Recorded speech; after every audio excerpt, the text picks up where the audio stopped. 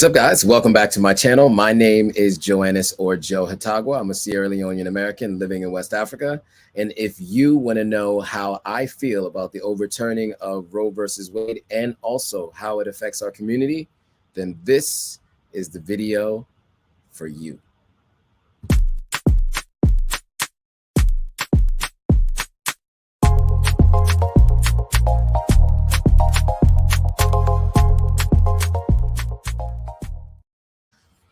All right. We are live on YouTube. We're live on Facebook. We're live on Instagram. I didn't get a lot of time to notify everybody that we're going live today. So we're going to give some time for everybody to show up.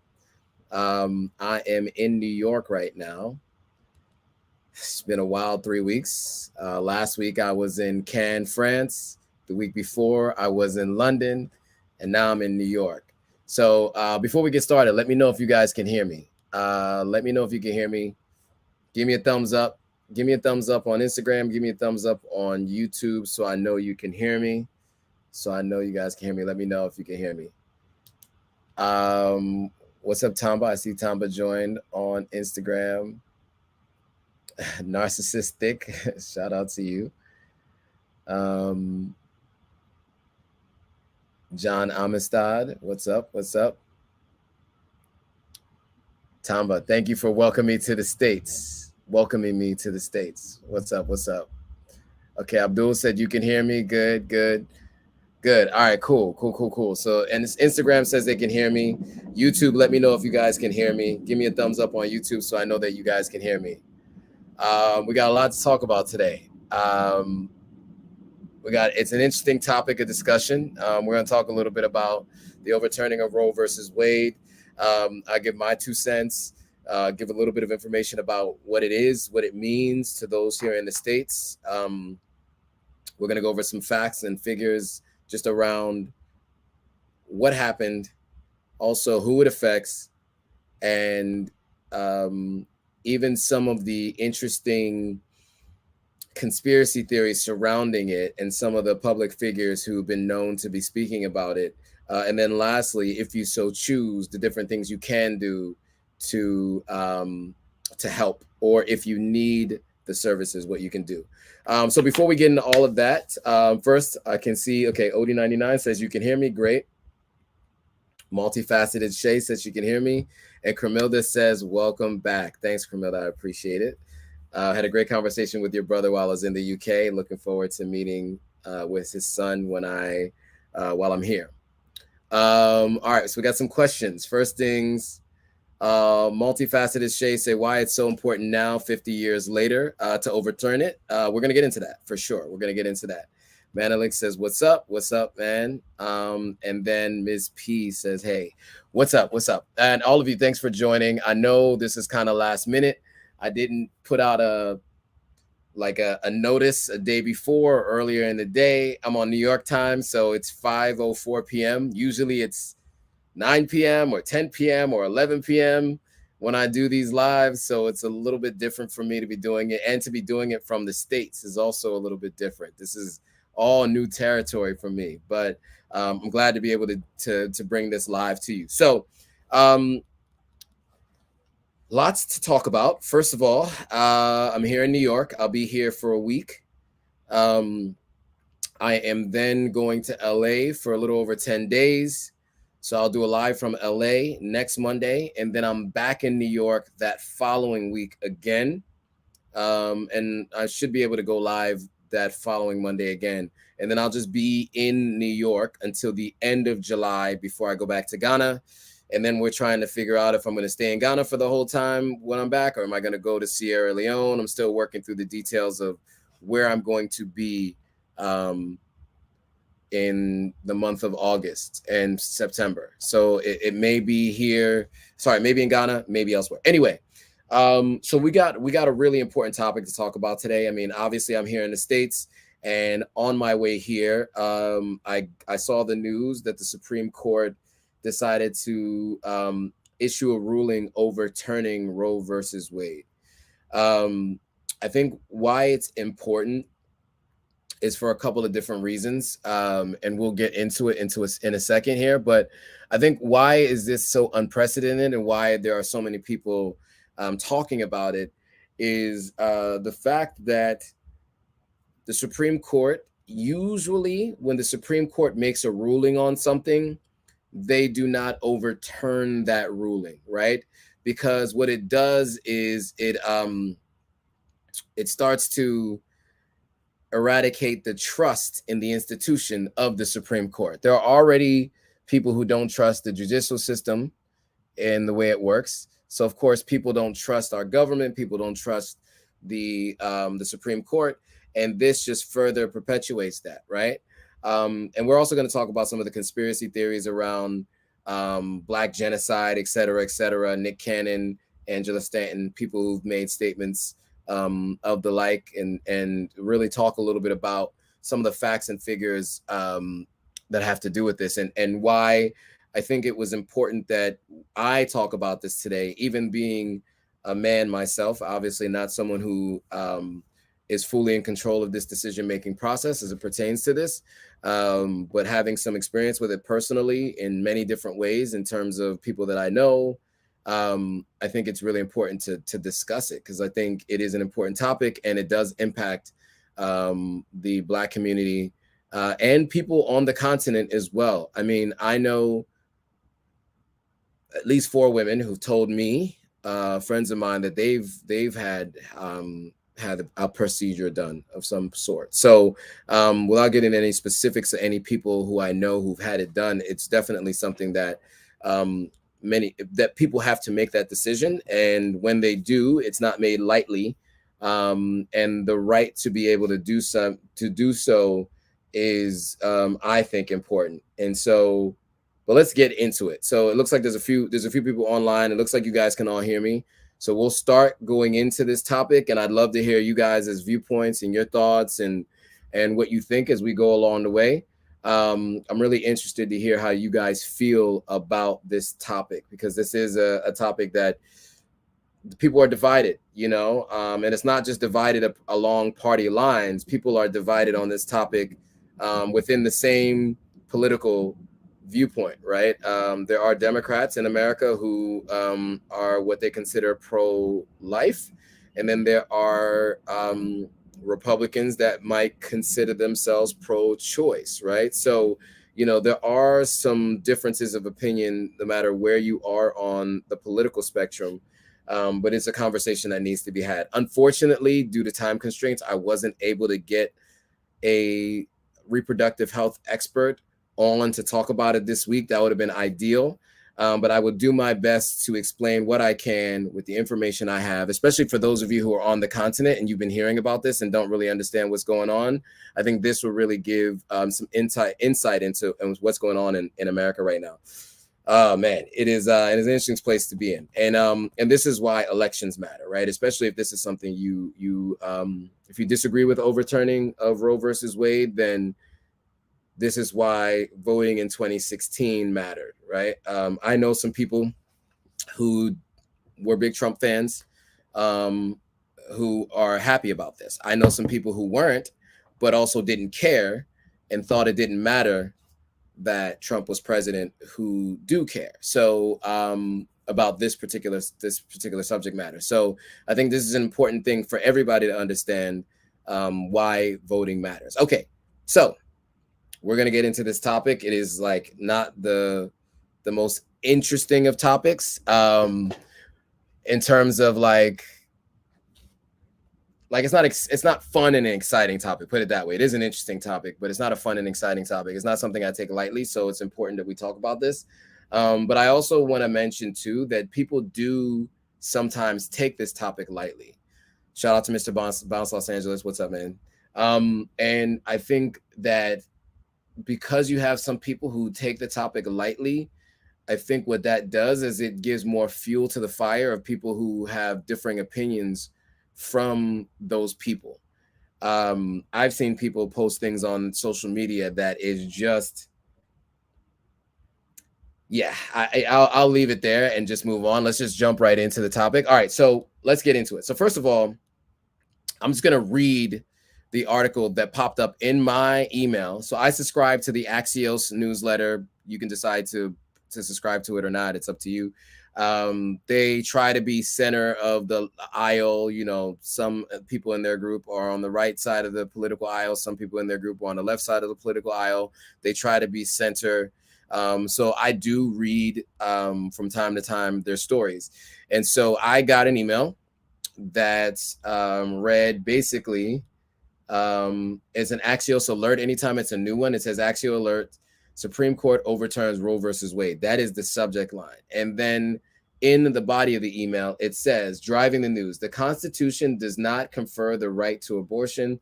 Roe and Casey are overruled, and the authority to regulate abortion is returned to the people and their elected representatives. This was Chief Justice Samuel Alito. That's what he wrote in a ruling that was a 6-3 ruling on the Supreme Court. So one thing to be very clear before we even get into this is the Supreme Court has 9 members. Many of you may or may not know this. The Supreme Court has 9 members. And there are things that get argued in front of local courts. Then it can go up to a federal court, and then it can also go up to the Supreme Court. And this is if the Supreme Court decides to hear the case. And so Roe versus Wade was a case that went in front of the Supreme Court many years ago. Casey was another one. And then there was a recent case that went in front of the Supreme Court. And with that ruling, it overturned Roe versus Wade. The Supreme Court is the judge and jury. They decide, and it becomes the thing. If something gets ruled on in the Supreme Court, it's not necessarily law, because it always can be overturned by the court, as you can see. But in general, most people feel like if something gets ruled on by the courts of the Supreme Court, it's law. But really, for it to become law, it needs the authority of the House and the Senate and the signature of the president to actually become law. And so that is why this was never actually truly law, right? And so that's why it could be overturned the way it did. Just like a presidential executive order is not truly law because it can get overturned by the next president, which is what happened with the DREAM Act, which is Deferred Action Against Childhood Arrivals, or DACA Act, which allowed people who parents brought them into this country illegally as minors to be able to be here without being in fear of being deported. That was signed as an executive order by Barack Obama. It was then rescinded as an executive order by Donald Trump, right? So this is why this is why these things need to be codified into law by the House and the Senate, and then the president signs it, which is why voting matters, even in the midterm elections, like the ones coming up at the end of this year. Okay, now there are a couple questions I want to get into before I get into the substance of the actual debate and the ruling. So there's a couple people that said some things. So Manelik said this: I strongly feel it's wrong for any political or religious institution to decide what a woman can do with their bodies if America isn't really a country that believes in freedom of choice. Yeah, so it's interesting, right? Because those who oppose, or let's just use the terms that the political terms that they use just to make it easy. Pro-choice are people who basically believe in the fact that there should be some form of abortion, and pro-life are the people who seem to think that there shouldn't be. And there are varying degrees on each side, right? But that's how it's looked at. So those people who are, let's say, pro-life, which is usually the Republican Party, for other things, they will say they do not feel like the government should be in their personal lives, government overreach. In this instance, because of religious beliefs, they feel like in this instance, government should be in people's personal lives, right? And so, these are some of the kinds of things where people pick and choose what they decide. But they can also say on the other side, well, on the Democratic side, they say that government should be allowed. And so in this case, government should be allowed to be involved in this choice. Multifaceted say, so basically it can go on even as law. No, okay, so it could be codified into law, right? By the House and the Senate and by the president if they sign it, if they decided to at some point, but it doesn't seem as though that's going to happen because the House and Senate never agree on anything, as you guys might know. They have the lowest approval ratings out of anyone because nothing ever happens between the House and the Senate. Generally speaking, they don't agree on anything, right? And so a lot of people are just taking a stance just to take stances and don't actually do anything in the House and Senate. So, okay. So Miss P said something. Let's see. I'm pro-choice and I'm deeply concerned for many women who get pregnant by rapists. Sorry, that word you're not supposed to really say on YouTube for whatever reason. YouTube has issues with that. Who now won't have the choice of terminating the pregnancy. Yeah. So in some states, it does not make exceptions. I mean, we'll get into that. You know what? We'll get into that in a second. I'm going to get into all of that, but yeah, for sure. And Manelik says he agrees. Odie99 says, I'm generally against abortion unless there are special circumstances such as health risks and the R word, as was mentioned previously. All right, so let's get into the actual overruling because I want to get into the details there, and then we'll get into many other things we have to talk about, because I also want to talk about the justices who were all appointed under the previous administration, under Donald Trump, and what they said about this law and how they basically said they would not overrule when they were getting confirmed, even though they had written statements previously in their own opinions as judges and in other parts of their lives as professors that said that they would. They got up in front of people and said they wouldn't. All right, so we'll get into that, but let me just get into the article really quickly first. So bear with me, guys. I'm gonna read as much of it as I can, just to give you like the high level points, and then we'll get into it. All right, so last Friday, the Supreme Court ruled in overturning Roe Vs Wade, effectively ending all federal protections on abortion law. So meaning from a federal level, it's not protected. Each state gets to decide what they want to do. All right, so I read what Justice Alito already said. The Constitution does not confer the right to abortion. So this is the thing that they usually go back to is the Constitution. Constitution doesn't have anything about this because that wasn't a technology that was available at that time. But that's a whole nother conversation. Okay, so the big picture.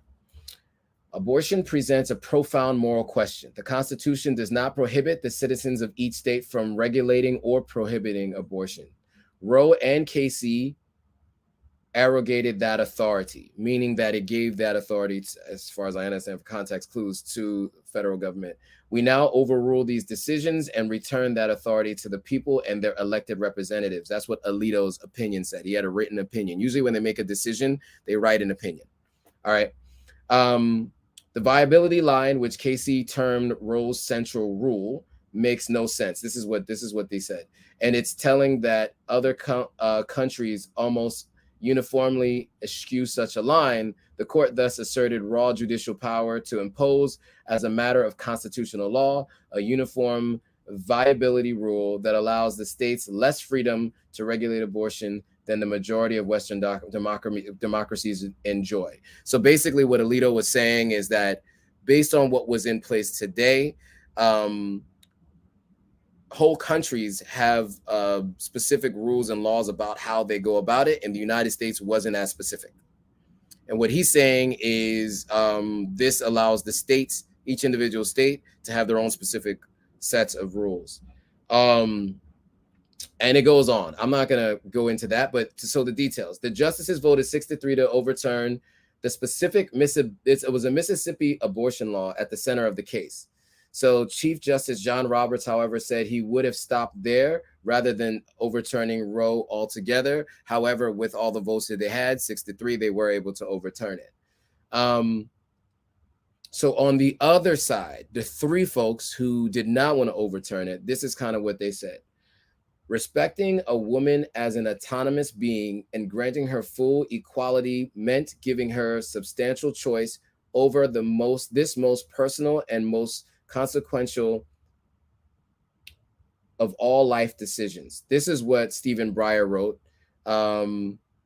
who also was joined by Elena Keegan and Sonia Sotomayor in their dissent. So everyone writes an opinion, right? You have the dissent to the opinion that actually wins, and then you have the opinion that actually wins with the vote, right? And so this was the dissent. This is the other side. So one other thing they went on to say says that from the very moment of fertilization, a woman has no rights to speak of. A state can force her to bring pregnancy to term, even at the steepest personal and familial costs.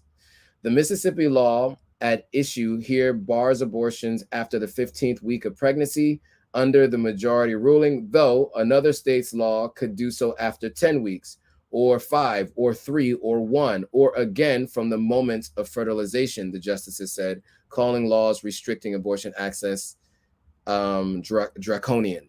All right, so that is just kind of both sides of the argument from the Supreme Court's perspective. Okay, now that we've heard both the arguments from the Supreme Court, really quickly, just to give you a little bit of a quick recent history lesson, previously, the Supreme Court was 5-4, 5 conservative, 4 liberal justices, right? That was during Trump's term, and that was during Barack Obama's term. Barack Obama actually did have the ability to replace 2 Supreme Court justices. He did one with Sotomayor, who I mentioned just now, and then there was another one who's now the current Attorney General of the United States. His name is escaping me. I'm sure you guys will let me know. The current Attorney General of the United States was actually the person who was supposed to be the Supreme Court justice that was supposed to replace another Supreme Court justice that had either retired or passed away. However, the Senate banded together and said, in an election year, we are not going to vote on a confirmation of a new Supreme Court justice, not allowing Barack Obama to be able to put in a Supreme Court justice. That had to wait until after the next president was elected. And who was that next president, you might ask? His name was Donald Trump. So Donald Trump immediately got a chance to put in his first Supreme Court justice. Then you had another person retire. So you had another person replaced. And then you had the passing of Ruth Bader Ginsburg, Merrick Garland. Yes, Merrick Garland was the first person that Barack Obama was supposed to put in place, who's now the Attorney General of the United States. That was the person that was supposed to be put into the Supreme Court by Barack Obama. Also, unfortunately, Ruth Bader Ginsburg, who people had asked her to retire under Barack Obama so he could replace her with someone else, she stayed on, I think, assuming that Hillary Clinton was going to be president and that she was going to retire. She passed away before she had a chance to retire. Donald Trump replaced her with Amy Coney Barrett. So you have 3 folks that Donald Trump was able to put into place, 2 of which were supposed to be liberal justices or on the left side, which would have made it 5-4 in favor of the liberal or the left-hand side, which would not have overruled this. But unfortunately, it's 6-3, meaning 6 people are conservative, 3 people are more liberal as the Supreme Court in terms of the numbers, okay? I just thought I would give you all of that history right now because all of this is coming into play in these discussions. So if you hear these things happening, these are all the things that are coming into play in these discussions. And I did all that from memory, which is why I don't remember everybody's names. I just put this together like the last hour because it's been a crazy day. So forgive me for not having all the names, but you guys know who I'm talking about. Amy Coney Barrett, Brett Kavanaugh, and then one more person was the third that Donald Trump put in office. Okay.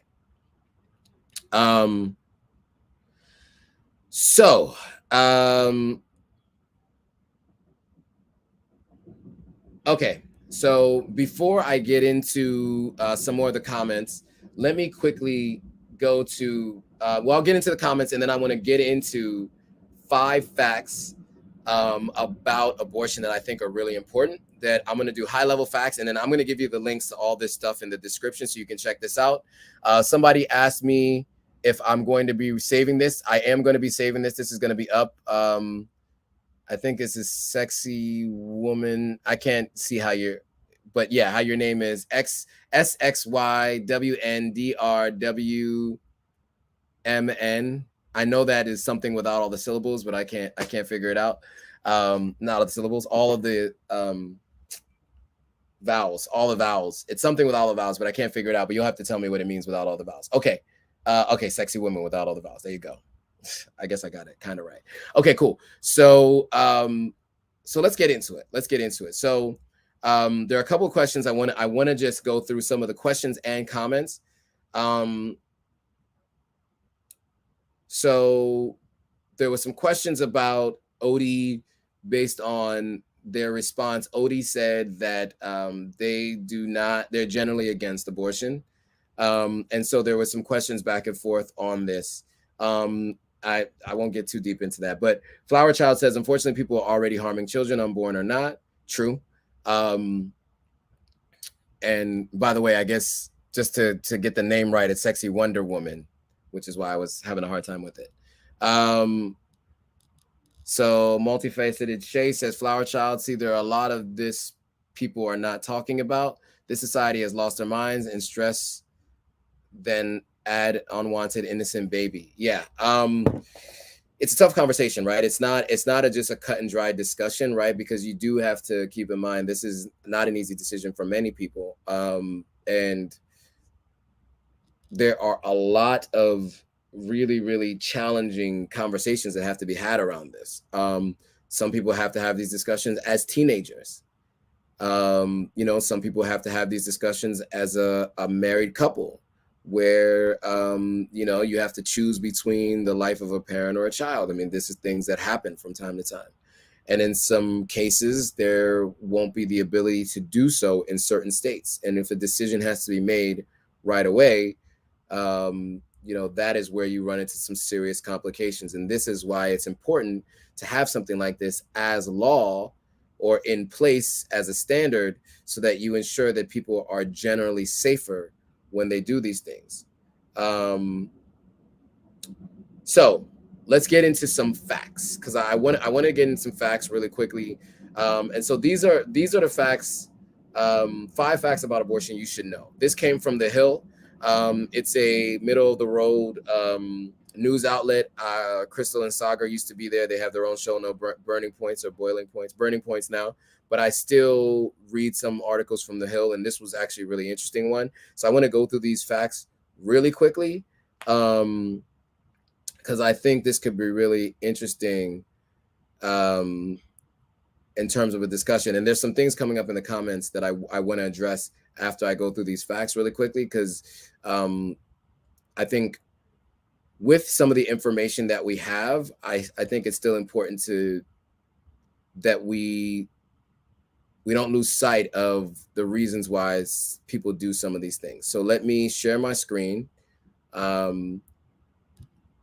So those of you who are watching on Instagram Live, you could just go to the YouTube channel and you'll see the link there to the live. So okay, so 50 years of precedent, right? So almost 50 years ago, this was originally put into place. So here are 5 things you should know. The majority of abortions in the US are carried out via medication. So according to data from the Guttmacher Institute, as of 2020, medical abortion accounted for 54% of all procedures performed in the United States. And so it blocks the hormone progesterone, which is needed to sustain pregnancy. So that's one thing that is good to know. Just, it's not always done in the way that you might have seen in the movie Baby Boy. If all of you guys are, movie buffs like I was, that's one thing. Also, regardless of type, abortion are safe when regulated. So abortions are a standard medical procedure that are common and simple. In clinic abortions are some of the safest medical procedures available, especially compared with childbirth. According to the American College of Obstetricians and Gynecology, the risk of death in childbirth is 14 times higher than that from an abortion for an American woman. It is the safest if performed within the first trimester of pregnancy. However, when abortion is carried out in an unsafe or unregulated environment, which is the case where the procedure is restricted or banned, risks increase, obviously, which was the case before Roe versus Wade became a thing. So real quick, there were a couple comments. I want to get to a few in a second, but let me run through these facts, okay? So number 3 is abortion access improves the economy. Analysis from the Brookings Institute, which is like a third-party institute, show that the states with greater abortion access, women's education, labor force participation, earnings, and occupational status increased. Poor maternal leave policies and expensive childcare also negatively impact women's contributions to the workforce once they give birth. Improved access also extends beyond benefits to the mother and to the economic well-being of children. Abortion legalization has been found to reduce the number of unwanted children, limit cases of child neglect and abuse, and reduce the number of children who live in poverty. Improved access has also been linked with reducing children's dependence on public assistance. Restricted access harms minority and poorer women most. So this is number 4. Although nearly 1/4 of women in the United States will receive an abortion throughout their lifetimes, nearly half of those who are living in poverty. Literally half of those who are living in poverty. In the 1970s, implementation of Roe versus Wade led to increased rates of high school graduation and college attendance among Black women. Across large swaths of the southern states, Black women disproportionately use abortion services. This is due to lower rates of insurance coverage in many southern states, inhibiting women's access to birth control. Overturning of Roe versus Wade could in turn exacerbate disparities seen in rates of abortions received versus denied. Okay, so that was number 4. Number 5, in 2020, rates of abortion increased after a 30-year decline. I think a lot of that had to do with unwanted pregnancies during the pandemic, right? There were increases in divorces, breakups, and also children. But then also, of course, abortions followed that during during 2019, the first year of the pandemic, right? So despite decade-over-decade declines in abortion rates, data from 2020 show a slight increase among women who sought the procedure. The data marked a 1% increase from 2019 and a 8% increase from 2017. That could be due to a myriad of factors, including reductions in stigma, increased contraceptive use, and self-managed abortion. However, with the overturn of Roe versus Wade, this trend might reverse. Data on abortions being performed in unregulated settings might also skew future measures and of the procedure in the country. All right. So before I get into some of this other stuff, let's let you guys react to those 5 facts and your thoughts. But as we do that, I want to read through some of the comments because there are definitely some comments on either side of this debate. And so I want to read and give my thoughts and my responses to what people are saying. So Kuhani says, I think it's great. It forces us to be more responsible when it comes to our sexual behavior.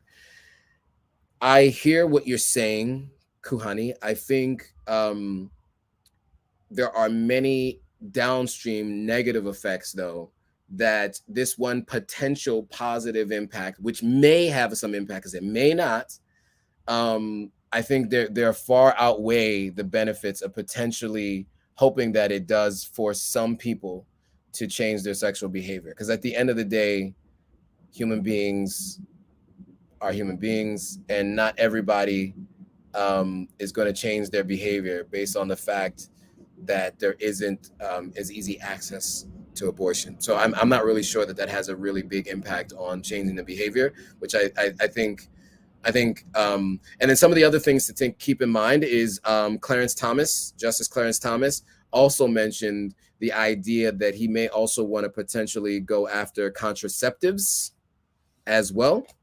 And then also other elements like same-sex marriage and other things that have been agreed upon at the Supreme Court level, but not codified into law. Okay, so Phoenix Mars 01 says, I don't agree that it makes us more responsible with our sexual behavior. We might think twice, but an abortion isn't a primary birth control decision. That is true. I don't think that people make sexual decisions with the idea of abortion in mind, right? That's not what it is. It's they make decisions after pregnancy with abortion as one of the issues. Okay, let's get into some of the other comments. So Multifaceted Shay says, why does this really feel like another attack on women? I think it might feel that way because most of the people who made this decision are men, right, on the Supreme Court. But Amy Coney Barrett did vote with them. She is a woman, you know.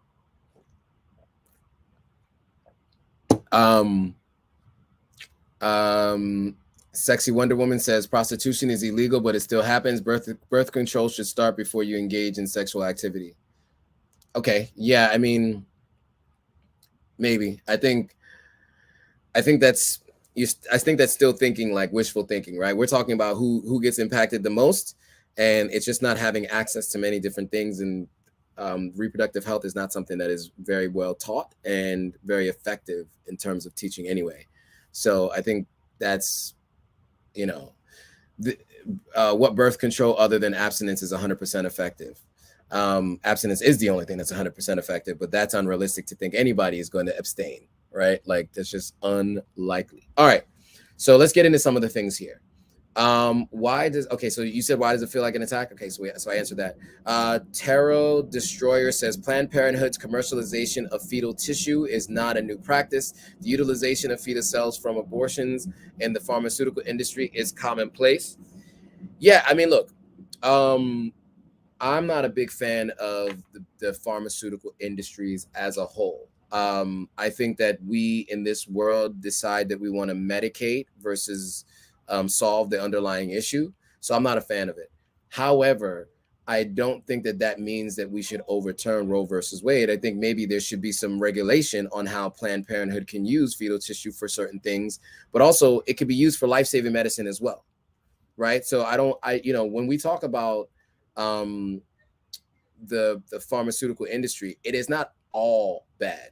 You know, there are definitely life-saving medications and procedures that can happen that benefit from these use cases.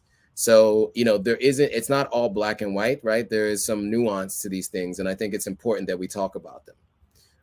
But yeah, I mean, there's a point to be made here that fetal tissue is not used. The use of fetal tissue is not new.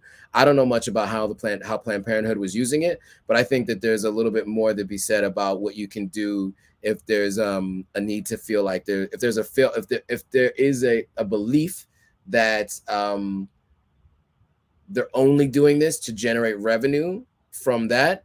You have to think about there is no demand, there is no supply without demand, right? So, you know, as an option, people wouldn't choose the option if they didn't feel like they absolutely needed to, right? So, I mean, it's not a decision that's made lightly. I can tell you right now from people that I know personally who made the decision, it's not a decision made lightly. Victoria Helen Stone says, if I supported Black genocide, would I be for abortion or against it? Okay, so here's the thing. If the argument is Black genocide, then the argument should be genocide in general. So if people do feel like there is a cabal of people who are trying to reduce the population so they can hoard all the resources, then you can't really convince them that that this isn't a way to reduce population, right? So I'm not here to try to convince people who are conspiracy theorists about things like that. But if someone says Black genocide, they have to say all genocide, because although a higher percentage of women of color are the ones using it because they tend to be in poorer neighborhoods, there are a large majority of the people who use this procedure are not Black women or women of color, right? And so I think it's really important. I mean, it hasn't been substantiated, but Congresswoman Marjorie Taylor Greene allegedly has had one, at least one, herself, and she's a Republican person who's out there saying that it shouldn't be done, right? And so, and look, it hasn't been substantiated as of yet, but there are people out there. There are reports that are saying that she has, and so there are contradictions, and that's a contradiction itself, right? If it's, I can't consider it Black genocide. Now, the reason why I read the question is because this was something that Nick Cannon mentioned on an interview I listened to a few years back, where he mentioned specifically the fact that the idea of this is to reduce the Black population, right? Like, and I'll tell you, I mean, it just doesn't make sense, because you're reducing all populations, not just the Black populations, by having this, right? Now, if they were to do it in a way where it was like only available to a certain color or a certain culture, then I think there's an argument to be made there. But I just don't see the correlation, to be honest with you, just because it affects all people of all races, not just people of genocide and abortion are not the same, which is what Phoenix Mars said. I agree with you on that. I think it's two different things. Also, I think it's what you consider and a live human, right? Where does that line get drawn for most people? And I think that's where there's some conversation to be had. Terrell Destroyer says, destroy an eagle's egg and you'll be imprisoned for life. You'll be imprisoned for life. Yeah, eagles, I think, are what do you call it? Are endangered species. So yes, that is true.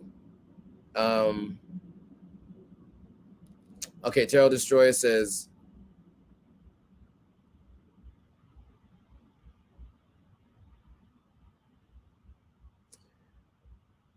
all right, babies are pulled out of the womb one limb at a time. A baby's head is referred to as number one. I'm not sure what you mean by that. Okay, Terrell Destroyer says, what's the safest way to end pregnancy? Birth. So Terrell, that's where I think there's a little bit of a misunderstanding of the facts here, because unfortunately, mortality during birth is much higher than you think, especially outside of the United States, but even in the United States, amongst Black women in the United States. That was why it came up as one of the facts to know. Technically, abortion is actually 14 times safer than to give birth in the United States in terms of the death of the mother. So just to be clear, I think it's something that you should know, because I think that there's a little bit of a misunderstanding of the facts here. So just wanted to call that out, just so you're clear on that. Okay, Phoenix says, using that logic, abortion being outlawed could be an attempt at genocide, because we are at the highest risk due to the substandard care at birth. That's the real fear I have. For me, the issue is about the steadily declining birth rates of non-people of color, right? Or white people, she said. All right. So what else do we have? There's a lot of comments here. Wow. Okay. So let's get through these as quickly as possible so I can get into some of these.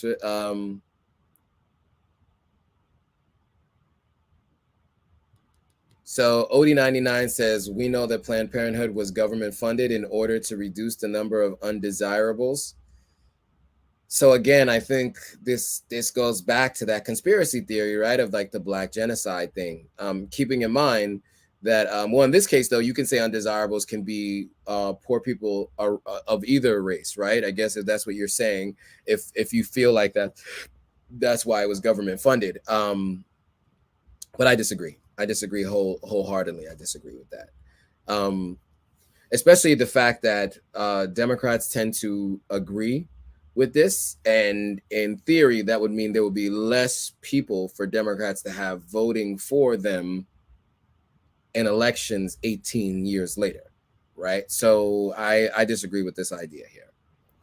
All right, Multifaceted Say said most of the youth are having sex on pure emotions, not think past the so-called hookup and Netflix and chill. Correct. Yeah. And that's how it's been always, right? Like, I think always children under a certain age or people under a certain age, 18, have been having, you know, have been intimate too early to know the consequences of their actions. That's always been the case. That's not new. I think what's new is how it's described on our televisions and our movies. But it's always been that case. I mean, there's always been the idea of child pregnancies. I mean, my mother's generation, um, you know, I have an aunt that was a pregnant mother as a teen. I know they have cousins that were the same. It was the same. I mean, it happened in every generation. It's always happened. I think what's different now is that it's in your everyday lives and pop culture. They have Teen Mom, right, which was a show that was really big, and they even follow their lives until they're in their adulthood, right? So these things are all things that happen. Okay, multifaceted say no one is talking about the male responsibility, and so yeah, I think this is the other piece to it too, right? There are two sides. There's two. It takes two to tango, as they say. You know, obviously, men should also be responsible for how they are engaging in the sexual acts that produce pregnancies, right? It's also important to think about that as well, and I think there are a lot of conversations to be had about this, and I think that there is responsibility on both folks in the very beginning to be more careful. But at the end of the day, we can say that all we want, but at the end, like, it's not something that is always top of mind. Fumalayo says hi, what is up? Flower Child said taking away Plan B is a very uncool, especially if we've never been pregnant. Yeah. So Plan B is different from abortion, right? Plan B is a pill that you can take within 48 to 72. Well, within the earlier you take it, the more effective it is, from making sure that the egg does not get fertilized, right? And so Plan B is an option, but this is something that is likely in terms of contraceptives. This is something that they are looking at. Justice Clarence Thomas is an example of someone who is looking at potentially moving on this as well. Okay, so Camilda says, I think women should always have the right to choose or plan their lives. These rules are so backwards and controlling. It sounds like civilized communists. You know, it's interesting, right? Because the same party, the Republican Party, or the right wing of the United States, are in fear of Democrats turning America into socialist and communist. But in those cases, that's when government makes decisions for individuals on a very personal level. And in this case, this is exactly what has happened, right? And so I think that is an interesting viewpoint, Carmelda, because I think that there are a lot of people that I would consider hypocritical in government that say there's too much government overreach in many cases, but then in this case, they want to have government overreach. Okay. Phoenix Mars says this sucks for women. I think of all the creeps who inappropriately touched, etc., her and people I know, and it makes me sick to think I'm forced to carry their child if that was to happen. I wouldn't have been able to go to school, start my career or businesses with children before I was ready. So that's what Phoenix is saying. As a married woman and bonus mama, I still don't want to do that alone. If it comes to that, males don't ever have to consider that. Yeah, I mean, true. Okay. So this Rhea says, listen, if men could get pregnant, this would not be a discussion, because all the men who panic when women tell them they're pregnant with often pressure to abort the child. I do agree, if men could get pregnant, abortion would be legal. It would not even have gone to the Supreme Court. It would have been in law. It probably would have been part of the Constitution or maybe an amendment to the Constitution. You know, because even when you think about birth control, right? Things would be done a lot differently. if men were required to be using these things, but we aren't. So it changes the way most men engage with this topic, and the people who are the loudest tend to be men. A large percentage is white women who happen to engage in this practice.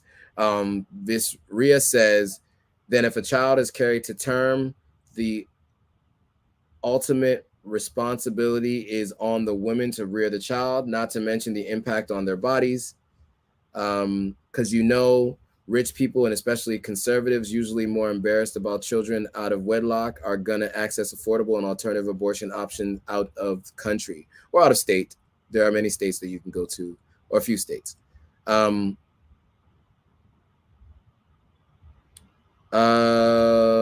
Okay. This Rhea says, so let women have the option to carry or not carry their pregnancies to term. Camilda says, Kavanaugh lied under oath to get the Supreme Court, and he now voted against it. Oh, Amy Coney Barrett, Kavanaugh, and the other one, which we'll get to in a second. I'm going to get to those videos in a second. There's just so many questions and comments coming up. I want to run through these quickly. Eagles are not animals that we eat, not the subject. Okay, this is talking about the eagle eggs. Appreciating you speaking facts to cut through the myths and biases. Love it. Big up, Yusef. Thank you, Visria. OD99 says, I'm confused. Is there a shortage of contraception for men and women, or are people just too lazy and irresponsible? You would rather get an abortion than to strap up? Again, it's not a decision made at the moment of having sex, right? So I think that's the thing that has to be cleared up, right? It's not like people are going into intimacy thinking about abortion as the option.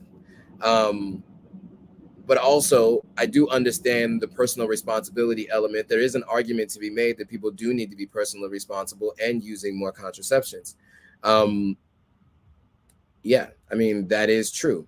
But I think it also goes to the fact of education. I've known someone who straight up told me, let me see how I put my relation to this person. This person is a distant family member. Okay. I talked to them about the use of protection when they engage in activities, intimacy. And what they said to me was, well, I've gotten pregnant when he used one before, so why do I feel like I need to use one now? Right? And so, I think that there are some myths. People aren't always using them properly as well. There is an important thing to understand that there's a reason why these contraceptives are not 100%, right? And that is because not everybody uses them correctly. And so it can lead to inadvertent pregnancies. Okay. There's a person whose name is Jesus Loves Us. Okay. I'm confused. This affects us most. Positively, maybe. Have we not lost 1 million African-American children through abortion? Enough is enough. Okay. So again, it does affect us most because people in poor communities, I mean, I went through the facts. If and there's going to be a link in the description. I think because I understand where you're coming from your position and your belief system, just based on your name. So I totally get it. So I just want to say, just read the facts that I'm going to put in a description that I went through a little earlier, because you may not have heard them. I'm sure you joined a little bit late. But you'll hear in the facts that poor women or people of color are most affected negatively. And there are direct correlations between when this went into place and furthering education, people in the workforce, and a number of other things that helped to progress women of color, which you can look at as a reason for why some people do this, right? Because at the end of the day, childcare is very expensive. And look, if states would give more assistance for childcare, because childcare is super expensive, daycare, house, somebody at the house, whatever. If there were more assistance from the states, if they said, look, we are going to ban this, but we're also going to make sure that, if you carry your pregnancy to term, these are options that you have available for you so that you can still be able to continue to move forward as you had been prior to this pregnancy, then I think people would probably less likely choose this as an option. The thing is that many people choose this as an option out of desperation because they can't barely feed themselves, let alone to feed someone else. Right. And so, obviously there are other people on the margins that do it for other reasons. But one statistic I heard, and I don't know the specific statistic, and I know that it came from a center group, and the idea, and it basically was along the lines of a percentage of them are carried out by women who are already mothers, right? So people who have already gone through the process of giving birth, who've experienced that joy, or who are experiencing hard times financially. And so they make a very difficult decision in order to be able to continue to sustain a life, to be able to take care of their existing children. Right. And so I think it's important to look at it that way. I think that when you look at the numbers of potential abortions done by people of color, and you just look at the number and don't understand the context behind it and the reasons for it, it's more easy to just say,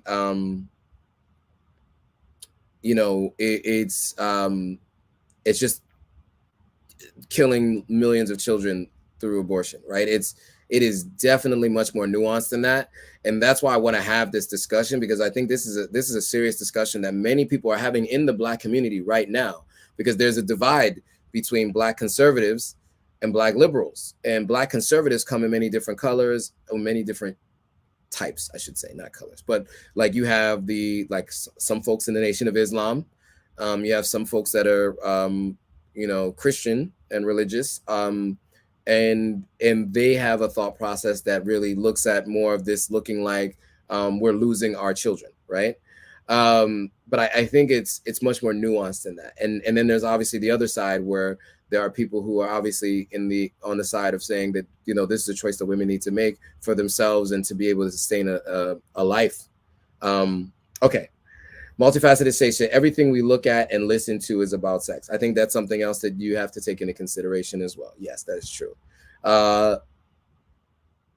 No Stall says this is a government giving the decision back to the people and state governments.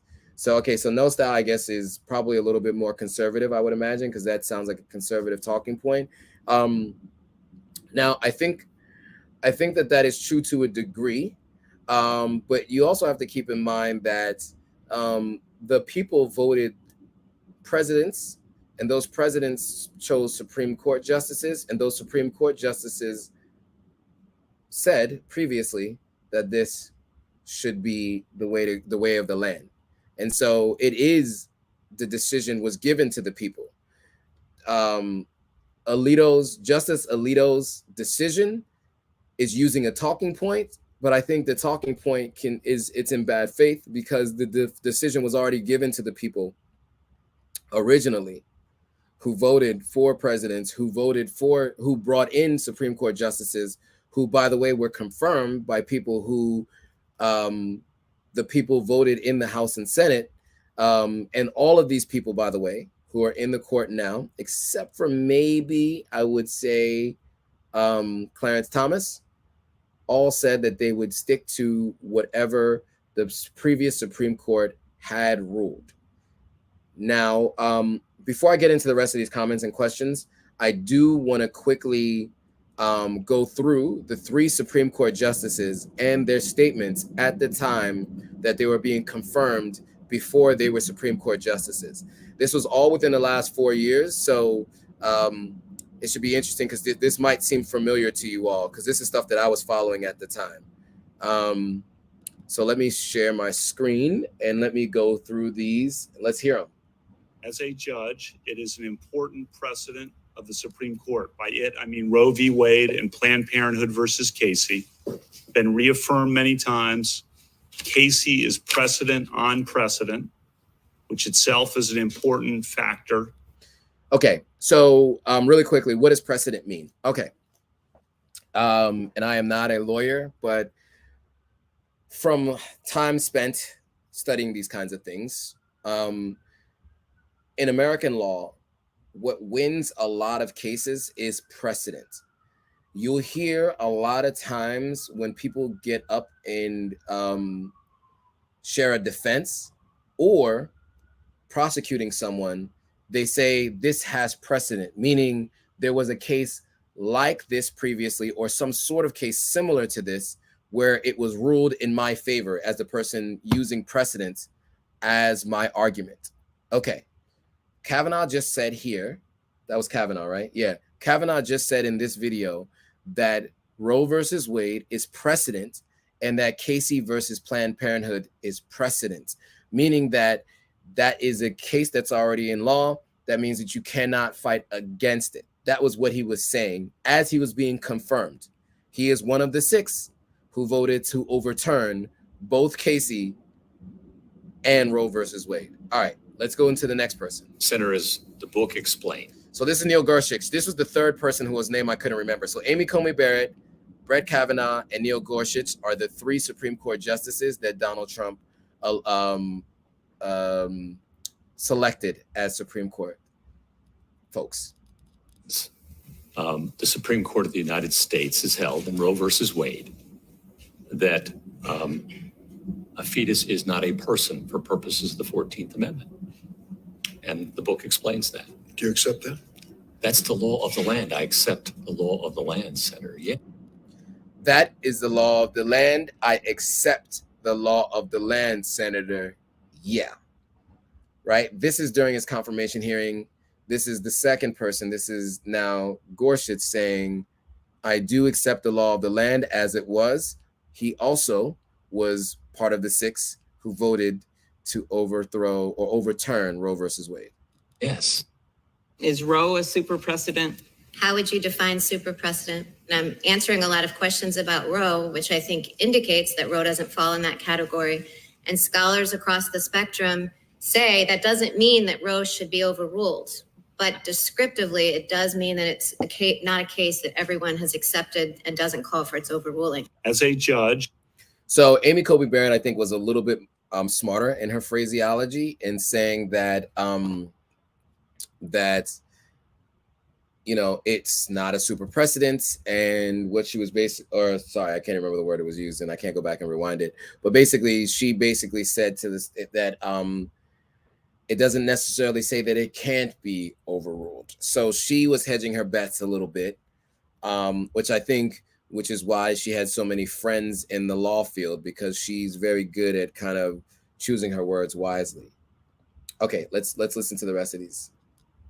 It is an important precedent of the Supreme Court. By it, I mean Roe v. Wade and Planned Parenthood versus Casey. Been reaffirmed many times. Oh, that was the end of it. So I don't want to, so I was just replaying it. So those are the Supreme Court justices, 3 of which who voted to overturn Roe versus Wade. Okay. So let's get back into some of the questions and comments before we get into what you can do if you decide you want to do something about this. So I'll end with that once we get to that point. All right.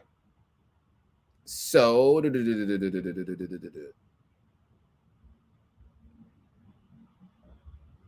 okay. Camilda says, American is one of the countries in the West with the highest maternal mortality. I think these politicians need to focus on improving childcare and the health system. Agreed 100%. I mean, universal healthcare, universal childcare. I think these are things that just need to be included. At this point, this country wasn't built for the number of people that it has in it. And so if you feel as, especially strongly as a Muslim or a Christian, and you feel that this is something that really shouldn't happen, and meaning abortions, then I think what should be done is there should be politicians who put things into place that reduce people's feel like they need or the need to do it, because it is, like I said, it's not a decision made lightly for most people. You know, I've definitely heard people make light of it. I've seen jokes on social media, which I won't even repeat here, especially because this is such a somber discussion and it's a serious discussion. But like, I mean, there are podcasts where people talk about it openly as if it's a joke, you know, as a form of birth control, like having abortions. And I think it shouldn't be taken so lightly. I think it should be taken more seriously. But I think that there's a holistic view of how people should be, there should be assistance given to those who are in the positions where this is something that they require to survive. Multifaceted say we're going backwards. People are not paying attention. Overreach will be coming for you next. Multifaceted says, so 9 people made a life-changing decision for millions. We are slaves and don't even realize it. Not 9 people, 6 people, to be fair. 3 people voted in dissent. 6 of the 9 Supreme Court justices voted for it. Jesus loves us, says, respect King, God bless you. Same to you. Multifaceted say childcare is $265 up a week. Wage is $15 an hour, if it is that much.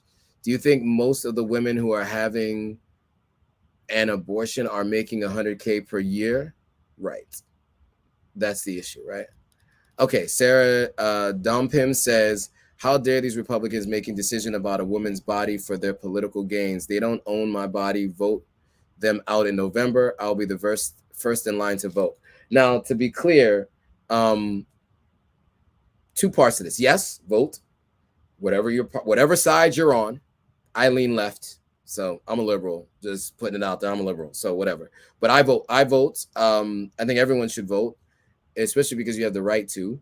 And voting for the House and the Senate is important because they make laws, and they can make this a law if the people who are in place are in a majority, and a large enough majority to make it a law, so that it doesn't have to be flip-flopped and around in the Supreme Court. Excuse me. Okay. Low blood pressure says there was an original decision making sodomy illegal. Should we go back to that making gay relationships illegal? What sounds like that might be the case, actually. At least same-sex marriage may actually be next or coming after maybe contraceptives. At least that's what Clarence Thomas wants to do. Clarence Thomas, by the way, is is going to be the first black person on the Supreme Court in the last 30 years.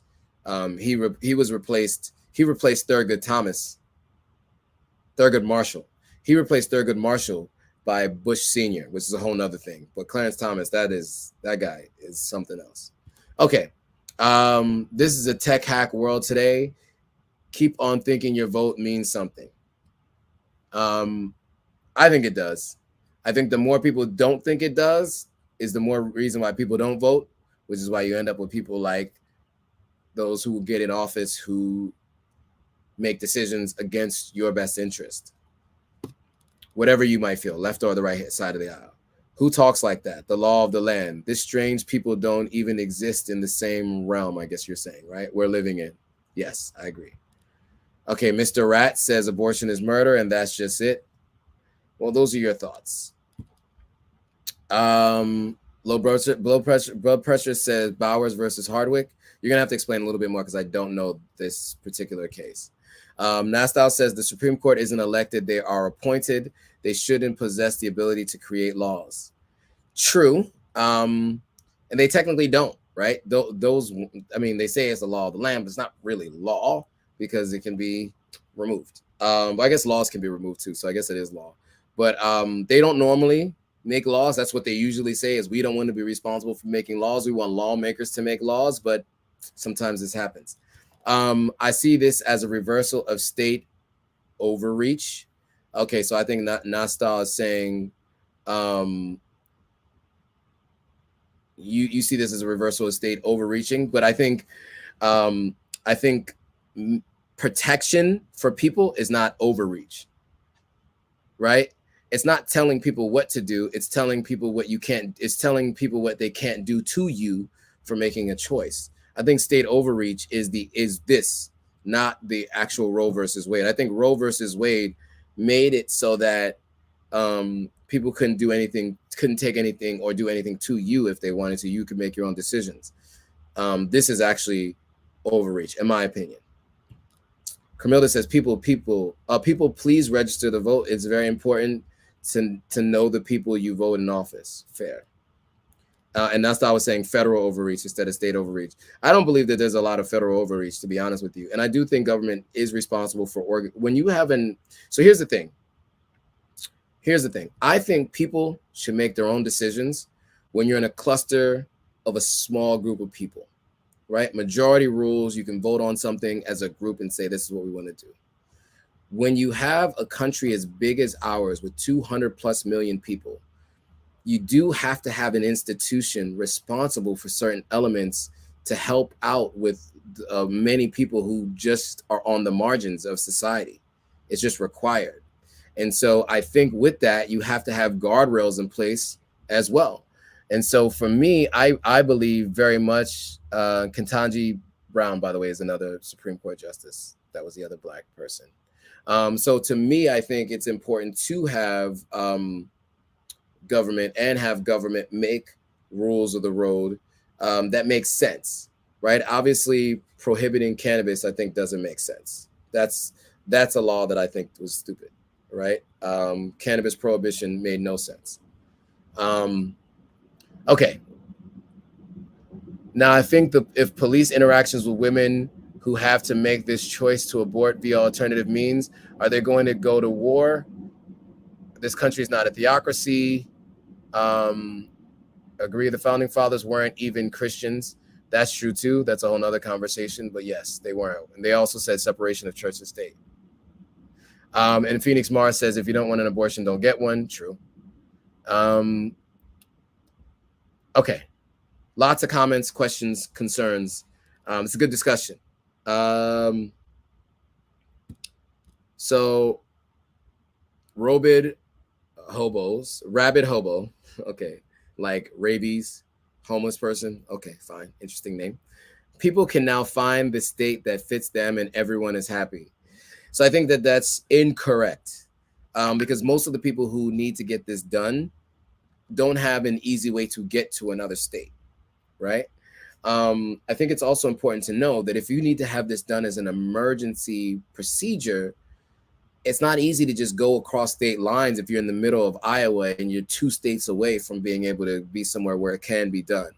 So I think it's very important to keep that in mind, that it's not so simple as to say, because there's people who say this all the time about, and even on my side of the aisle that are like, oh, if you can't get a job in Detroit, just move to California. And it's not so easy to just get up and move. You know, I think people say that flippantly. And I think it's very difficult for many people. So I say this to Democrats and Republicans who say that to people. You're oversimplifying it, and people have really complex lives, and it's not so easy to just get up and move to another state or move somewhere else. Sarah Dumpin says the vote was a long party line. I can either vote Republican. I'm a proud Democrat. I can never vote Republican. I'm a proud Democrat. Well, no, the vote wasn't along party lines because it was 6-3 in the Supreme Court, and there's only 3 liberal judges in the Supreme Court. There are 6 conservative judges in the Supreme Court. Oh, I see what you're saying. Along party lines, meaning the conservatives voted for overruling, and the liberals voted against it. I got you. Yes, it was along party lines. Correct. Sorry, misread that. Camilla says, I tell people get involved with your local politicians and vote in all small elections. They're very important and more important, I guess, what you're saying than the presidential. Yes. Low blood pressure says most people don't know child was not aborted in Roe versus Wade. He was born. Okay. But it still set a precedent for a law. So whether the child was born or not, I think it still set the precedent, right? So I think it's still important to know. And a lot of times, okay, just to be clear too, a lot of times when it comes to the Supreme Court,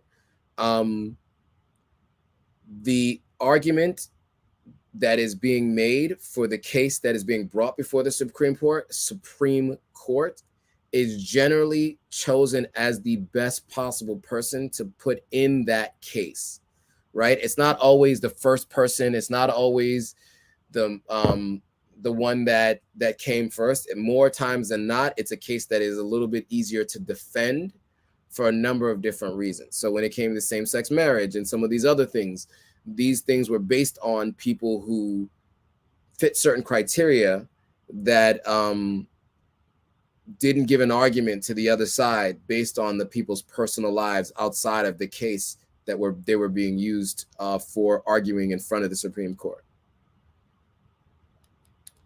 Okay. Nastal says there's a proper way to amend the Constitution and it should be passed through proper means. I guess you could say that. Yeah, I mean, sure.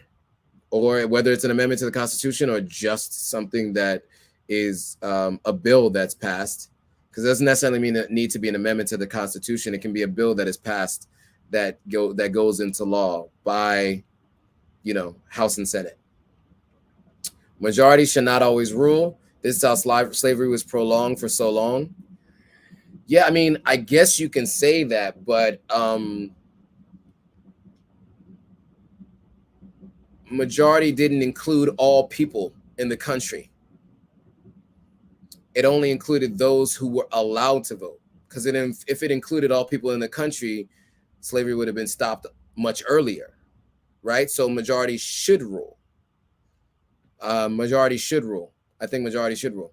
I don't think it should be based on. I don't think it should be based on electoral college, which even in this case is not what it's based on anyway. Now Style says, I think it's important to remember the United States is a coalition of states, not a singular entity. That's why we have state government separate from federal. Yeah, I know. In every state, the governor is like a president of their particular state and they rule as such. I get it. But to me, I think on a federal level, there should still be federal law. And I think federal law should supersede state law because each state is a part of the federal union, right? It's the United States of America. It's definitely not the individual states of America, right? So in my mind, I do think the federal government does have a role to play. Multifaceted says, okay, let's talk about sovereignty. Because if laws are going to turn back and forth, what is the point when it's concerning your body? Well, yeah, that's a good question. Judge Roberts, conservative, voted against overturn. Okay, he voted for the Casey. He said that he said that Roe versus Wade was too far. He is the what do you call it? Chief Justice, right? And so yeah, he did say he would not have voted for overturning Roe versus Wade. That's what he said. But he did vote for Casey. And in the end, he can also say that because Roe versus Wade was already going to be voted for a majority anyway. I would have been interested to see if he was going to be the deciding vote, what he would have done. And if it was just Roe versus Wade. I'm interested to see well, there's no way to know, but it'd be interesting to see about that. Okay. All right. So we are now an hour and 18 minutes into this live. It's been an enlightening discussion. Lots of people with opinions. Phoenix Mars says, sorry, I've been running my thumbs. I'm so irritated. No worries. I like to hear what everybody has to say. Sexy Wonder Woman says, very good discussion. Thank you for coming through with the details. You're welcome. I'm glad you guys found this useful and helpful. Phoenix Mars says, some of these people are engaging in intellectual dishonesty. I mean, I think people have their opinions, and their opinions are based on facts that they've heard from people who I definitely disagree with. Phoenix Mars says, you are very patient.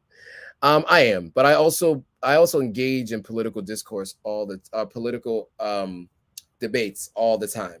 I've had friends that were Republican for a really long time. Those people ended up voting for Trump, voted for Romney.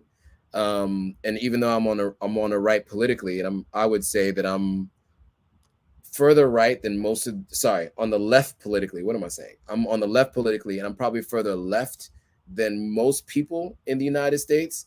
There are some elements to my political beliefs that that kind of bring me closer to the center in terms of some fiscal policy, but overall, I'm definitely left and pretty far left.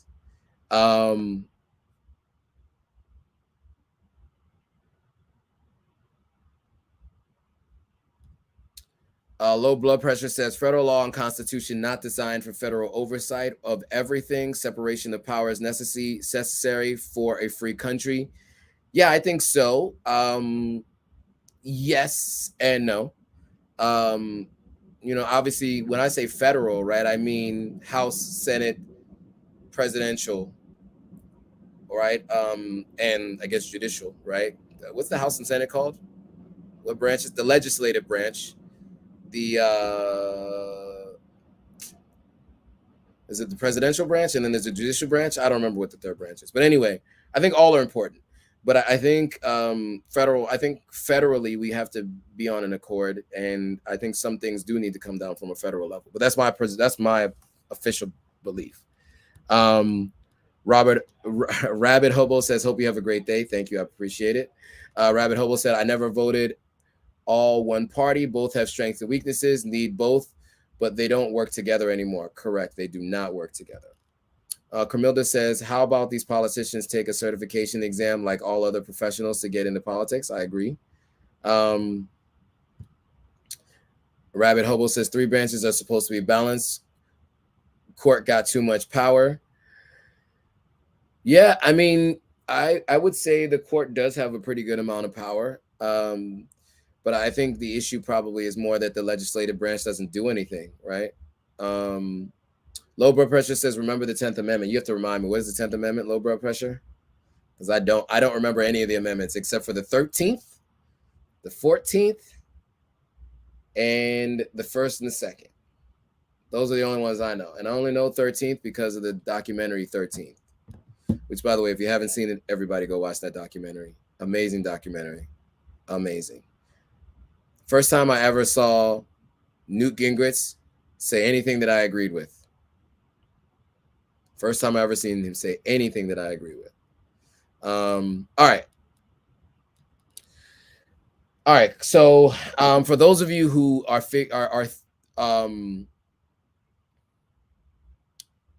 executive branch, okay, that's what it was. Executive branch. I was saying presidential. Oh, the 5th Amendment. I plead the 5th. Right, the right to not incriminate yourself. Of course. I plead the 5th. There you go. Thank you, sexy Wonder Woman. Appreciate it. Being clear that is her username. Okay. All right, so let's really quickly get into what can be done if you want to do something about this, or if you need access to a procedure, abortion procedure. I want to go through some of what's available to you. So let's get into this really quickly, and then we'll call it a night. But I'll get back to some of your questions once I run through some of these. I'm going to just show these on the screen because there's a lot here. So there's a couple places for abortion finders. There's a couple places for accessing financial assistance, free legal advice, accessing medication, abortions in every state, and then free medical advice. There's a text line and a line that you can call. All of these links will be in the description. All right. You can also go to what you can do right now to protect abortion access. You can donate and/or volunteers. You can help patients and clinics directly with Immediate Impact Fund, support direct democracy and local organizing through the Fight Back Fund. You can volunteer in person or remotely to protect abortion access, and you'll find all that information at votesaveamerica.com/Roe. This is a left-leaning organization. It's from the guys who bring you Pod Save America, Pod Save the World, podcast that I used to listen to regularly when I lived in LA. Don't listen to their podcast as much anymore because I'm more focused on what's happening on the continent of Africa. But while I'm in the States, I'm catching up on everything that's happening. You can commit to getting involved year round. At the bottom here, it says fight back on the ballot box and join Midterm Madness. That means that you can it'll talk about voting in the midterms 2022. All right.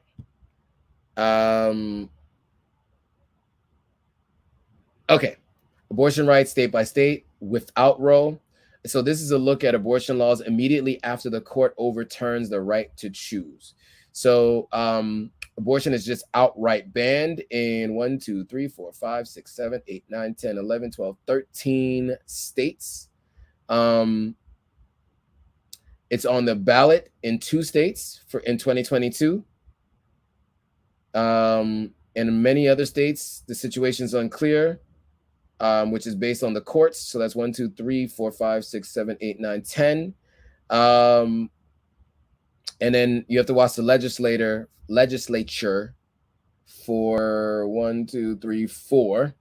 And then the right to pre-viability abortion is protected in 4, 6, 8, 10, 12, 14, 16, 17, 18 or so states.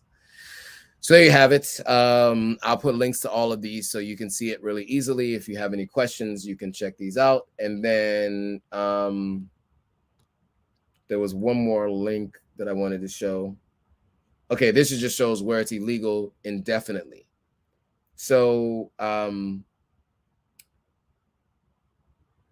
so the states where there's red lines, the bans go into place 30 days after Roe versus Wade is overturned. So 30 days after last Friday, 1, 2, 3, 4, 5, 6, 7, 8, 9, 10, 11, 12, 13, 14 states will officially make it illegal. So if you are a person in the southeast corner of Texas, forgive me for not knowing what cities are there, you will have to go through 2 states or all the way through the width of Texas to go anywhere where you can access this if needed, to be clear. So if you think about it, like if you're here where my mouse is, right, to have to go through here or up through here or all the way here to be able to access it in an emergency, it's not so simple. All right.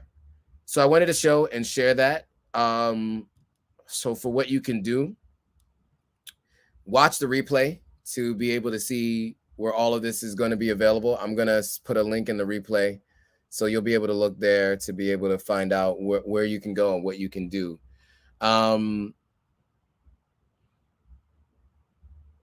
Manelik says voters should vote on the justices instead of being appointed by the president. I actually like that idea. I think we should be able to vote on the justices, make them run for justice.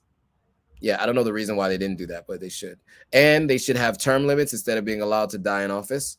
I also agree with that too. I like the idea of term limits as a judge there. I don't know what is codified in the Constitution around. There's no set number of Supreme Court justices. So you could actually add more seats to the Supreme Court if you wanted to. I don't know if there's a set term limit or no, so sorry. I don't know if there was a set. Yeah.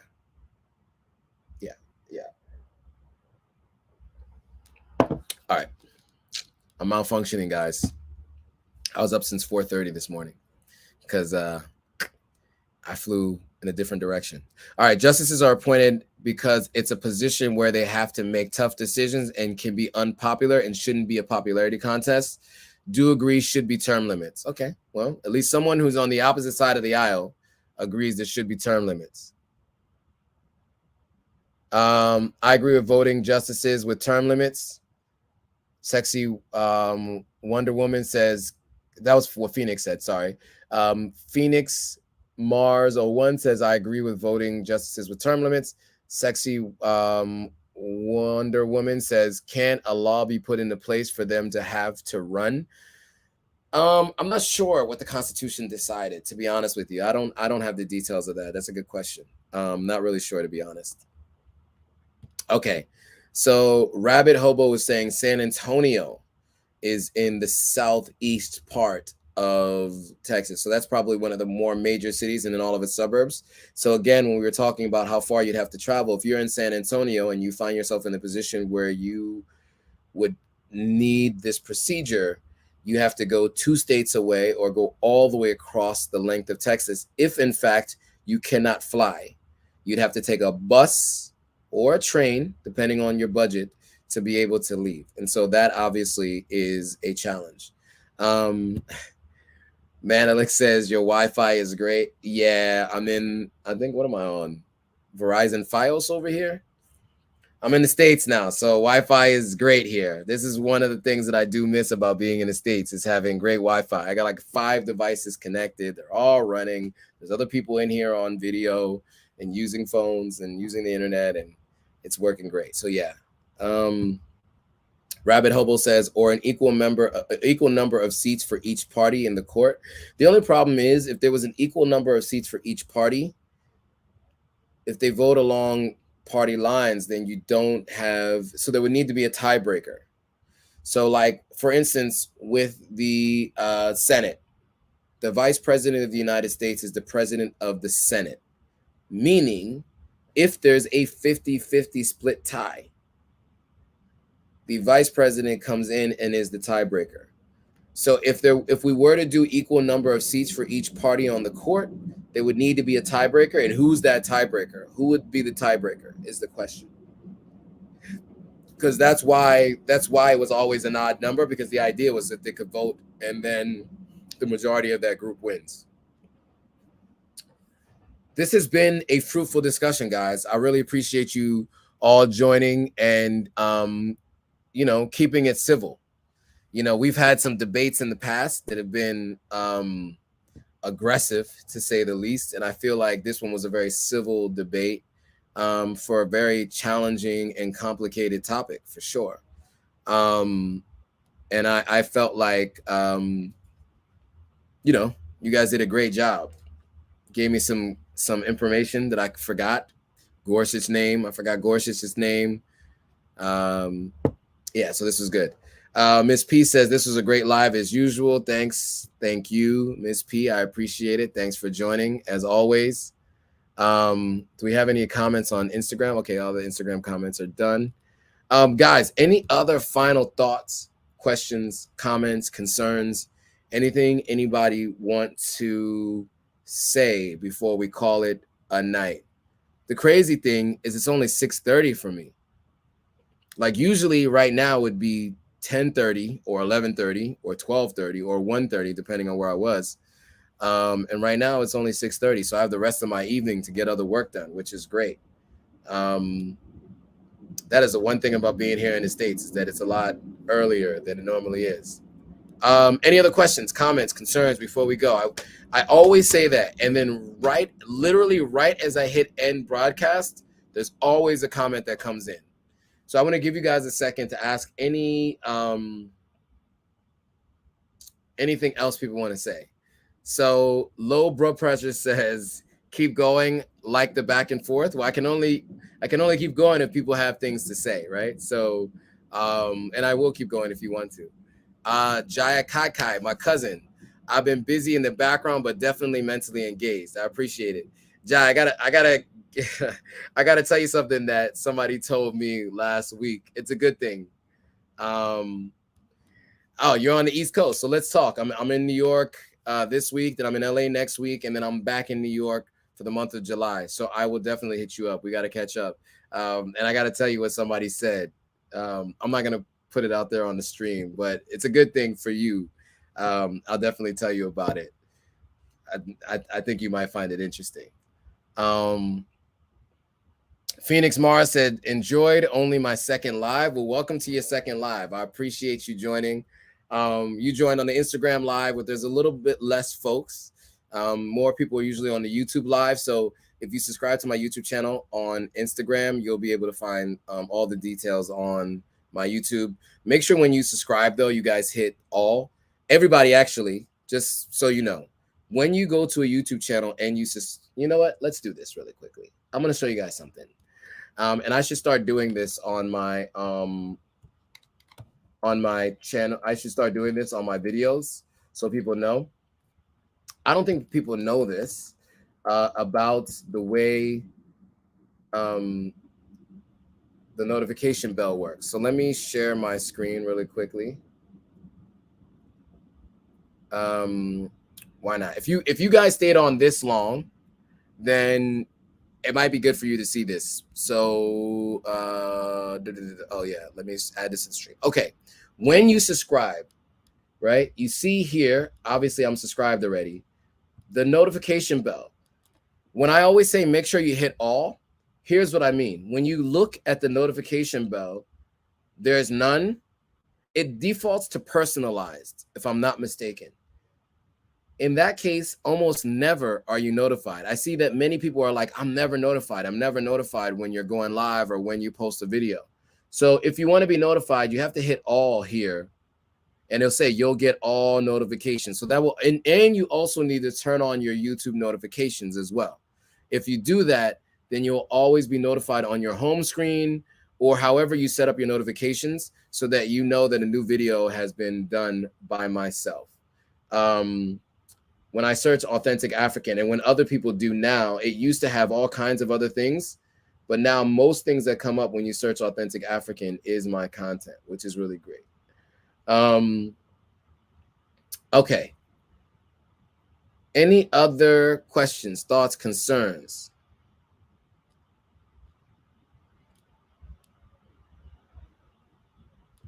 Low blood pressure says Corpus Christi, Texas here. Okay, Corpus Christi is in the South. Man, quick story about Corpus Christi, Texas. I'll never forget the name Corpus Christi, Texas. My freshman year in college, I was a nurse's aide. I got my nurse's aide license in high school, and I worked at a assisted living facility. And at this facility, there was this woman, Miss Taylor. Miss Taylor used to do her makeup every day. She did her hair every day. She got dressed up. She didn't like being there because her daughters put her there, and one of her daughters took over her house.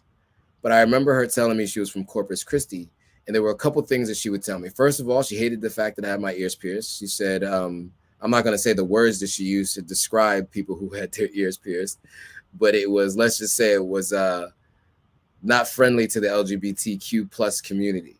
Although I don't happen to fall into that group, you know, she was not friendly to. Just imagine the words she said all of them.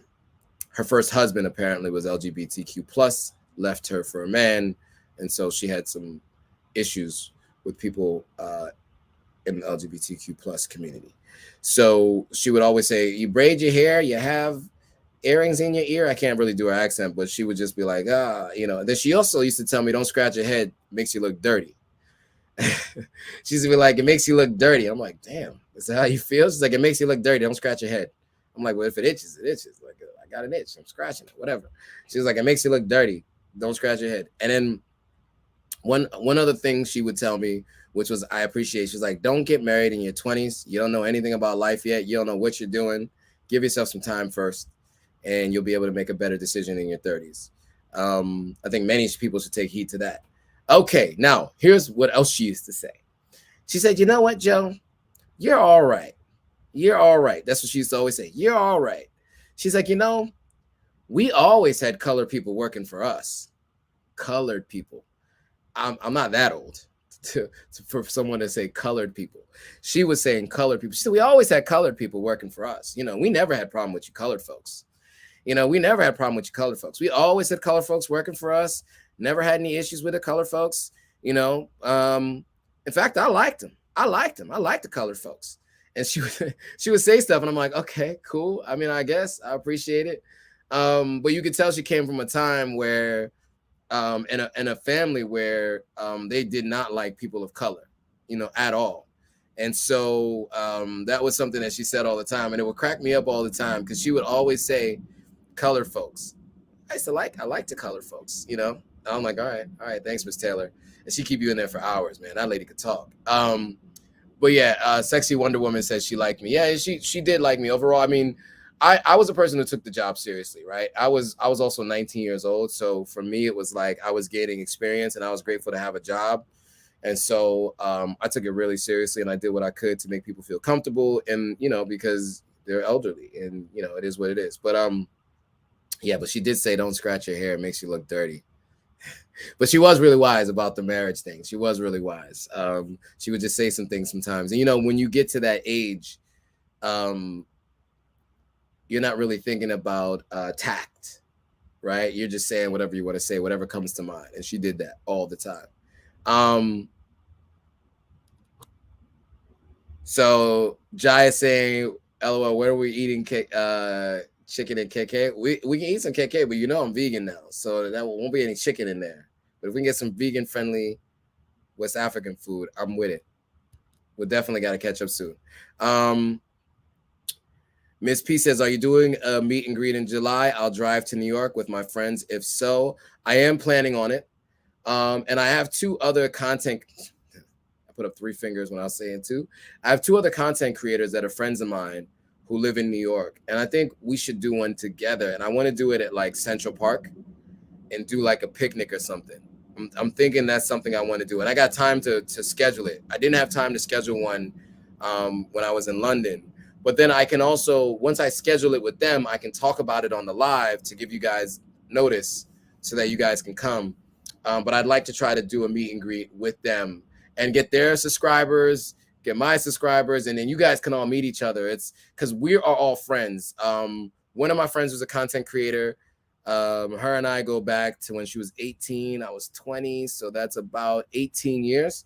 And then another friend of mine who's a content creator, we go back like 24 years. So, and we've all been doing content recently, you know, within the last 3 years. So I do want to get us all together. Okay. Rabbit Hobo is just laughing at what I was saying about Miss Taylor. Low Blood Pressure says, what do you think about the economy and the way inflation is going? What do I think about it? Complicated thought, but basically when you circulate more money in the economy, inflation happens, right? That's something I think everybody can agree on. I think the major cause of it, I think, is where there is a little bit to be debated. So people on the right will say they gave too much, and people in the center right or center left even will say they gave too much money to too many people who didn't want to work and who were spending all the money going back in the rich folks' pockets. Yes, but also the Fed gave money to many large institutions when there was a stock market crash in March of 2020. Many people forget that. So there was a quick crash in March of 2020, which is when I started buying Delta stock and a bunch of other stock. People don't remember because it recovered, the economy recovered pretty quickly, or the stock market recovered pretty quickly. But I think when you have too much money circulating in the economy, you have inflation. And I think it's a nuanced discussion, and we should talk about it across the board. Like when you give money to a bunch of rich folks and people in big businesses, and also give money to most other people as well, there's just more money circulating in the economy, with more of that money circulating in the economy, and people who are doing things that are speculative when they're playing around with the markets as well. That can lead to inflation as well. I am not an economist. I just do some research sometimes. I know a little bit about a lot, if you guys can't tell. And I also am experts on certain things, which we don't talk about much here, because everything we're doing here is I'm learning about. But if we ever need to talk about online advertising, I'm an expert in that. All right. Rabbit Hobo says, you're a good man. Keep up the great work. Thank you. I appreciate it. I really appreciate that. He also says Miss Taylor was a smart woman. I think that's in reference to her saying don't get married in your 20s. Rabbit Hobo says, hopefully she worked on the vocabulary. She didn't. Now, also, this is 20 years ago.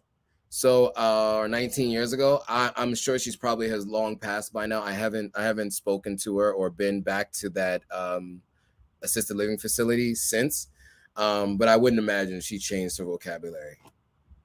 Ms. P says, okay, cool. That would be fun. This is about the get together or meet and greet that I'm seeing about trying to put together in New York. All right. We are now an hour and 43 minutes in. Any other questions, comments, concerns, thoughts? That Corpus Christi mention got me off on a tangent. Anytime I hear Corpus Christi, I think of Miss Taylor. I'll never forget her. Miss Taylor. Coloreds.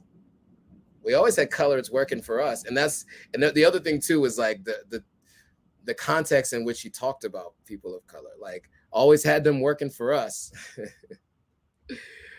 Miss Taylor. And she'd always press the thing to have somebody come into her room just so she could talk to them because she didn't want to be alone in there. Corpus Christi, Texas. Yes, Sexy Wonder Woman. That was Corpus Christi, Texas. Yes. Sexy Wonder Woman was saying Texas with question marks. Yes. Oh, are you asking if I'm going to do a meet and greet in Texas? Or are you asking if Corpus Christi was in Texas? Corpus Christi is in Texas. Don't think I can do a meet and greet in Texas, if that was the question. All right. Questions, comments, concerns. This has been good. Really good, actually. Really good discussion. Any more that anybody has?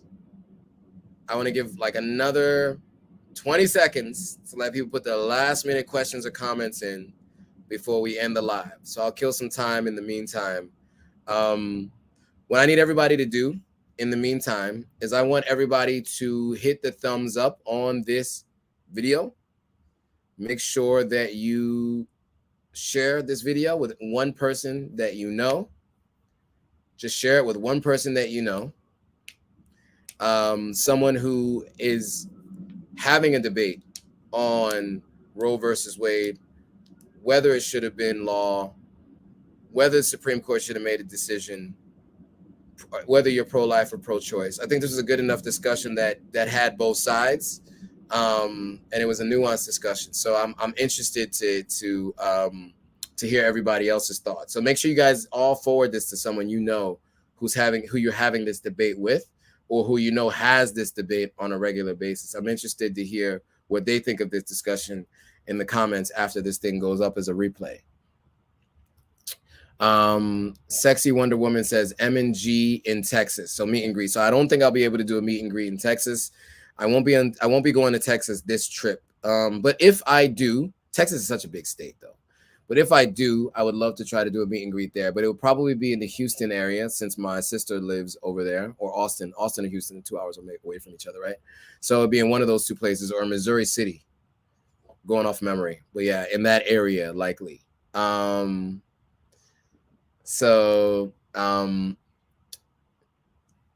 just joined. Shout out to Makia. And her fiance, Henry of Harry Cotton. That interview is going to be edited soon. And also, I got to ask, she's engaged to a Ghanaian, so we're going to do an interview about their relationship and how they met and differences and culture and all that kind of stuff. But the clothes are dope. Really nice. I really did like it. And I got more coming, so really excited about that. All right. I see some people joining Instagram Live randomly. And I appreciate you guys joining, but we are coming to a close. All right. I did kill some time for a bit, and a couple people had already jumped off because I meant to have people jump off about 25 minutes ago. Any questions, comments, or concerns about this Roe v. Wade overturn? Or any final thoughts before we move on? Excuse me. I was reminded today that you can see the grays in my beard. Somebody told me that I should dye my beard black. I don't think I want to dye it. There's also grays in the top of my head too. I don't think I'm dyeing it. I think I'm just gonna embrace the gray. What do you guys think? While I have an audience who can give me a response right away, what do you guys think? Let the grays grow in, right?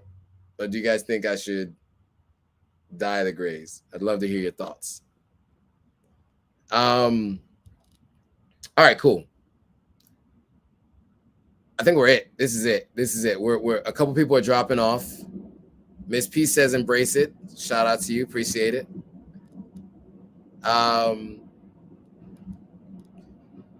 Jaya says embrace the gray.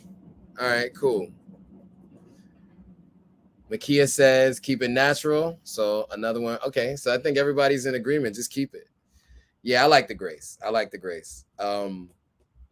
I do normally ask people how old they think I am. And in general, they go with like 31. Somebody said 28. A month ago, somebody said 28. I was like, no, I'm not 28. And then they started going down from 28. They're like 26, 25. I was like, man, that was 13 years ago. I was 25. Yeah, 13 years ago, I was 25. Okay. So someone says, okay, so L Fries on Yahoo. Is it? Yeah, L Fries on Yahoo says keep a few. Okay, well, there's a few there now. Phoenix Mara says embrace it. We're around the same age. I have grades too. All right, cool. Manelik says, keep the grays. All right, so I think we're all in agreement. Keep the grays. All right, I appreciate it. All right, guys. We need to bring this thing to a close. I have a long night ahead of me to finish up some work. I really appreciate you guys joining. Remember, again, share this with someone. Make sure you subscribe if you're not subscribed. You know, one more comment just came in, so let me just address it. Let's see what happened. Okay, low blood pressure says, very impressed with the channel. First time I could talk to a left liberal. Well, I'm glad you're saying that. Okay, so let me actually say this to everyone who's still here. I think it's really important that you have a good faith discussion. I think this is a big part of the problem, is that a lot of people don't have good faith arguments when you're arguing from either side. And that makes it so that the other person is just waiting for their turn to speak and not listening to what the other person's saying. You know, I think if you agree in the beginning to have a good faith discussion, and as you have a discussion, you let the other person know that you understand where they're coming from, then it makes it easier for them to at least hear out what you have to say. I also spend a lot of time listening to people who I have a different view than, because it helps me understand why people believe what they believe. Even though I might think it might sound crazy or it's definitely against what I believe, doesn't matter, because at the end of the day, it's what they believe, right? And so for me, it's important to understand where other people's belief systems are and their viewpoints are. Also, because to be honest, it helps you poke holes in their argument for either side, right? Like if you're on either side of the aisle, you need to know why the other team thinks the way they do. If you want to debate them, you can poke more holes in their argument by doing that. But I tend not to do that. I just like to just talk about it and let them draw their own conclusions with their own information. But I like to make sure that there's more information, and the information I present tends to come from someone who's in the middle, so that it can't be seen as, you see, I didn't go to MSNBC or I didn't go to Fox. I didn't even go to CNN. I went to The Hill, who has purposefully conservative viewpoints and liberal viewpoints, all within the confines of their business, because I think that allows for a more good faith discussion. All right, and on that note, I want to thank you all for watching. I appreciate you all. Make sure you like, comment, share it with a friend, anyone who is having this debate. And with that, guys, thanks for watching. I'll see you all in the next video.